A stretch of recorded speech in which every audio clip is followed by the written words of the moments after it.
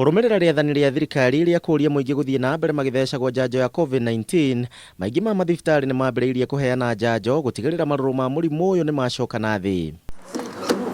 Kũringana na ndagĩtarĩ Ndĩritũ wa Wangũi kuma thibitarĩ wa Nairobi Outpatient Gov, mũingĩ nĩ ũrĩtio kuoya na ũritũ ũhoro wa njanjo, akiuga atĩ mũhũthia nĩ ũcũngĩrĩirie mathĩna maingĩ ma gĩthũri kũrĩ mũndũ ũtathecetwo njanjo na akanyitwo nĩ mũrimũ ũyũ. Kĩrĩa gũtarĩria andũ na tũkamera mũrimũ ũyũ wa COVID ti mũthiru na ndũnyihĩte, na tukera andũ nĩ wega maikare makĩrũmagĩrĩra guidelines cia Ministry of Health, nicio icio gwĩkĩra barakoa, gwĩthamba moko, kũgeikara handũ hatarĩ na andũ aingĩ, no nĩ tũgĩte na laxity among population na ti kuga atĩ nĩ mũrimũ ũnyihĩte.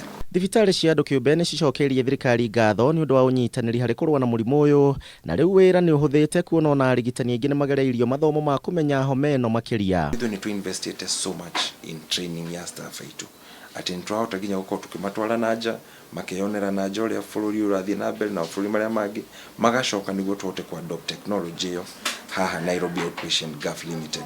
Tũgacoka kuma hau equipment citũ iria tũinvestĩte nacio.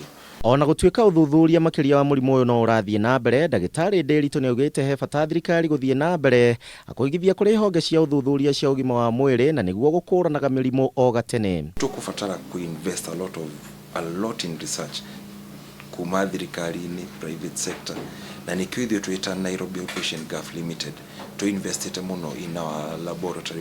Twĩna lab ĩmwe ya ngũrani harĩ gĩkĩro gĩkĩ kĩa East Africa na ĩrĩa the heart of CBD. Labu itũ gũtirĩ labu ikinyĩte gĩkĩro kĩayo in the heart of CBD Nairobi, nĩguo tũhote kũingĩra into research. Ndĩritũ ningĩ nĩ orĩtie mũingĩ kwĩrora harĩ mĩrĩĩre yao, akiuga atĩ mĩrimũ mĩingĩ matukũ tũrĩ ĩraumana na mĩikarĩre ya mũndũ. Tuikare tukĩroraga tondũ gũtirĩ mũndũ ũngĩ responsibility ya mũrimũ. Onakorwo nĩ ũkĩrwaraga tũgaũngania resources tũrĩ ithuothe, responsibility nĩ yaku we mwene na ũgima waku wa mwĩrĩ. Kwambĩrĩria kĩrĩa ũrĩire, maĩ, exercise na mĩikarĩre yaku ya maisha, ĩyo nĩ ĩgũtua afya yaku.